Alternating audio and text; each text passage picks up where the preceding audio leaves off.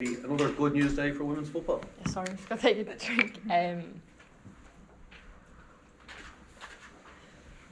But yeah, good news story, which is obviously fantastic. It's nice to hear Ryan Owen talk so passionately about the sponsorship. I think it's great for us and it's great for the grassroots level of the game as well to see the investment. And I was at Rahina yesterday. I hadn't been there in 6 years since I left for Arsenal, and it brought back great memories, great success I had at my time there, and just kind of brought back to where it all began, where it began for me at that age, and to meet some of the players at the time as well. Yesterday was great, and you can see firsthand what this sort of investment is going to do for young players.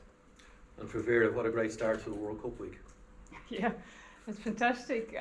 After all the good news that we had already recently, the addition of this, it's amazing, and the development of the game at all levels is starting to grow and grow and grow. I was running in the park this weekend, and there was one moment that I really noticed the difference with before. There was a family with an older girl and a younger boy, and the boy wasn't interested, but the girl was carrying a ball on her feet throughout the park. And when I met them later, the ball was still at her feet. Whereas before, a girl would only play if she has brothers who are interested. So I think the momentum is so big, and that we have sponsors like Cadbury's coming in is just amazing, because it's such a great brand. Thank you. So, to begin the live section, would anyone like to ask the first question? Sure. Vera, we're sort of looking at this as women's sponsors coming on board. It's a big change from a couple of years ago. Just to see brands coming in on the women's section, it's massive considering where the game is going. We look at title sponsors for the FAI Cup. The league as well has a great title sponsor. It's a huge progress. It's amazing, and what it does is that it's not only raising the profile of our game, but it's especially creating opportunities for young girls to play, because the support that we achieve is not only for us, it's especially to create opportunities for girls at grassroots level, in the leagues, and that they have a pathway to grow to top level, or wherever their personal level is, their personal max is. And without the support, that would not have been possible. So it's fantastic, but it's especially fantastic for the future, for the young girls, the 6 to 10 years old, that are now finding a place to play. Can I follow up with Katie, just in terms of when you come into the Ireland squad, how different things are now. We've seen the protests years ago now. You're coming into your third campaign as captain, and you've all these brands that want to court. How does that help you in terms of especially your teammates? You're looking to inspire the next generation.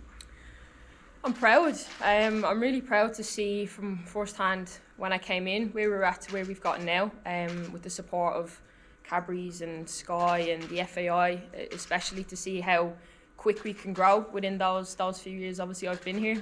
Obviously, we wouldn't have been able to get to that stage without the players that have been here before my time, the older players now. But like Vera said, it's for that next generation coming up.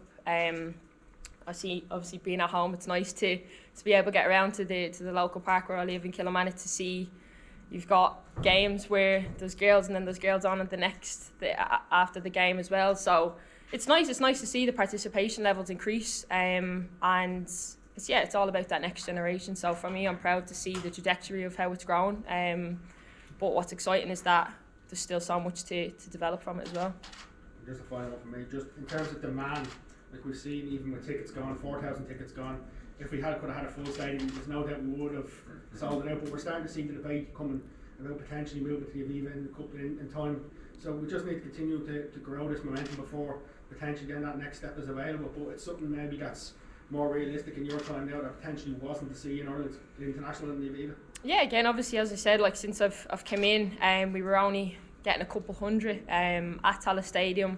But you'd always feel those couple of hundred fans, and back then we used to obviously you'd see them then after the games. Obviously we'd be going up giving autographs and stuff, and right now obviously, and even against Australia, you're still seeing those same faces, but obviously more as well. And like you said, I know the stadium's capped for Thursday, but it's nice to get that sold out ring going. I think obviously when COVID lifts, we'd like to see even more fans coming, and I know I'm biased, but I think we've got the best fans in the world. You've seen that even at the lads game against Qatar, and yeah, you've got the Aviva rocking, and we hopefully can see Tallaght Stadium rocking on Thursday. Thank you.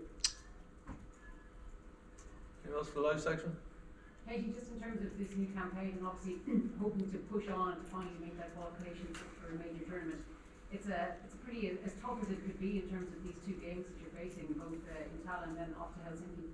Yeah, absolutely. I think that's what international football is all about, is testing yourself against the best, and there's no better way to start off now against Sweden. Obviously, the frustrations last camp with Georgia, and we had to push it back, but for us to kind of start our campaign off now against Sweden is really exciting. They're one of the top teams in the world, and I watched them obviously over the course of the summer, the Olympics as well, and I play against the likes of Ericsson week in, week out, so we know the quality they have, but it's for us to obviously prepare ourselves as best we can in the upcoming games, and obviously see what we can get out of that. Do you think you're ready to do that, to push on and to challenge? I'm absolutely confident in this squad and what we're capable of. We worked on the last camp, obviously certain things within that Australia game, and we obviously got the positive result. So for us, it's about keeping that positivity going into this camp, and getting to work and to prepare obviously as best we can. Just for you personally, yeah, I'm enjoying my football, of course. It's been a great start to the season with Arsenal. At the minute, obviously we've had back-to-back games, so it's been a pretty tight schedule. But any form I have, I'll obviously be looking to take that into the Ireland games the coming week, and hopefully I can help the team get over the line. Can I just ask you, you brought up last week the issue about the abuse allegations in the league in America, and the wider issue of how women are treated in sport. Since the squad has assembled, is it something you've discussed? I know Denise and Diane, you referenced also came back from the States to join you. Is the issue something you discussed in the squad when you got together? We will. The team is not complete yet. We will when the team is complete. Of course, we will. And what sort of discussion will it be? And are you just want to open sort of the floor and just get people to sort of... Yeah, but if you don't mind, we keep that to us, because we want to have a private conversation about it, because it's something very important in our game. But I would not like to bring that out. But we start the camp with this issue, of course. And is it you expect there to be strong feeling? Will it be what sort of feelings are you expected to come out from it? Are you expecting a lot of frank discussion? And what do you think will come out of it? Will it be completely open? We will see. We will see. It's a players' discussion, and we will see what's coming out. Paul? Can I just ask you about Katie there? How impressed have you been with her development in recent seasons, and just tell us about how important she is for the team? Sorry, it's embarrassing. For you, babe. Said, tell me how great I am. Shall I take the word? That's difficult to say, but I think everybody can see the importance of Katie for this squad, on and off the pitch. She's my first link, of course, as captain, but not only because she's wearing the captaincy band, but because she is the captain of this team. And Katie has a very difficult position, and that is something that we will discuss this week together. She doesn't know yet, so she knows now. Because, of course, in Arsenal she has a different role than here, and switching from one role to the other is extremely difficult, especially when you feel that you can do even more than you do already for the team. The professionalism, the hunger of success, the leadership qualities, you cannot wish anything better as a coach from your captain. I know there's a bit of debate in her best position. Do you have a view on that yourself? That's what we have to talk about this week. He's saying about my position. I'm sorry, it's me, eh? No, he's just saying about my position. But that's something we'll chat about this week. I think it's one of those, like... Well, I can say something about it. She knows. She wants to be more attacking-wise. She wants to do more in in a forward role. We also want to do that, of course, because we want her goal scoring and assisting capacities in the squad. But we also know that we play a second best in the world, and then you have to compromise for the good of the team. Whereas in Arsenal she has world-class players, we have here also, but there she has a whole bunch of strikers, midfielders around her that she's serving. And here she wants to end serve, and she wants to create, and she wants to beat those players. And of course she wants, because she wants everything for the squad, and she wants to give her all. And that is sometimes not always possible. Yeah, is that an answer? Yeah. So that will be our discussion to So help we'll her go in back that role. And then down the back here, and then there's two at the front, and then we'll go to the embargoed zone. Vera, sorry, how far do you think the team has come since the last qualifying campaign? Do you think they've advanced from where your standing is in world football now? Oh, the last question we need to see, because the ranking list is the objective measurement, and we've lost a place because we have chosen to play high opposition. But every game we get better. Every single game we get better, even if we have lots of players on the pitch who usually do not play that much. And from there, I'm so proud of that, because if you change the squad, you still get better, and the others are coming in and you get better.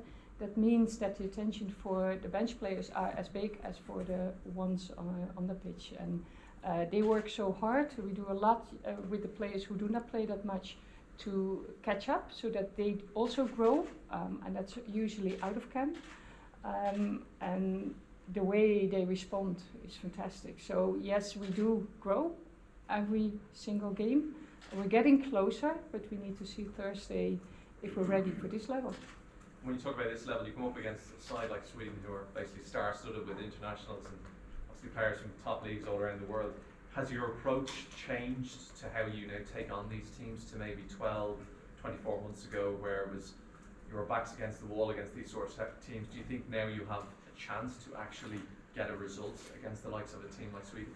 The approach is not different, but we have more experience with this pressure, and therefore we can play on a higher level, and therefore we can offer more.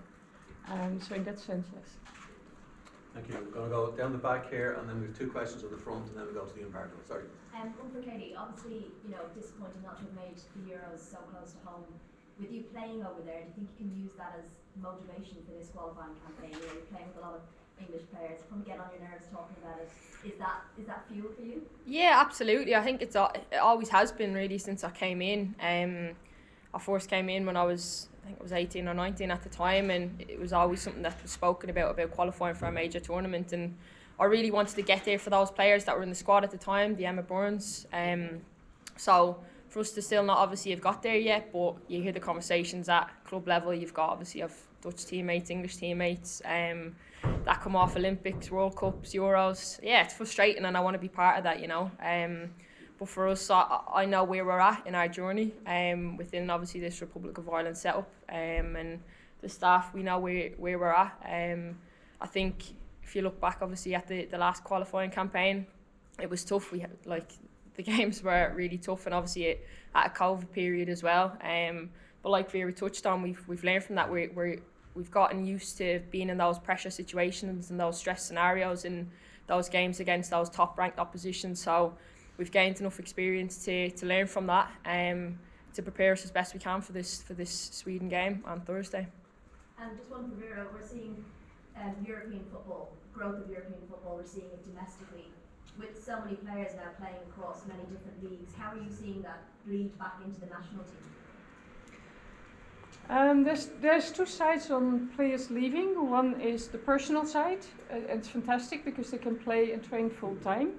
Of course, you need an adaptation period to grow. Usually players first drop and then make a jump because of the jump of 2 times training to 5 times training, and the fatigue that comes with that. But at the end, we also need to realize that here is the heart of football here in Ireland. And the Women's National League is core in the development of the women's national team, whether they leave or whether they stay. But here's where it starts, and here's where they develop before they go pro.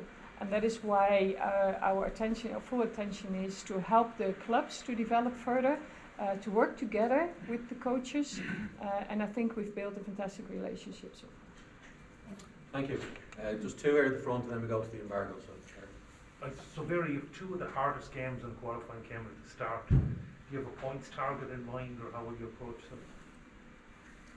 You mean wins or? Yeah, or of course you want to win. A draw is Yeah. even. You know what it is? If you play in a position that is ranked so much higher, the second in the world, finalists of the Olympic Games, you need to prepare as best as you can to play the best game that you have in you as a team, as a collective. That is what we do. And that process needs to bring us to the result. And what result that will be, we'll see after the game. As long as we don't make mistakes, as we don't give anything away, and if we are playing at the top of our game, and then we'll see how the result will go. How important are the fans going to be on Thursday night? Yeah, invaluable. Especially those children. You could hear it in the Australia game. The moments that it was difficult, they were so behind us and it gave us a boost. You just get goosebumps from it. The moments they were under pressure and all those voices are shouting, because they really support us. They really want us to do well, and we hear that and we feel that when we're on the pitch.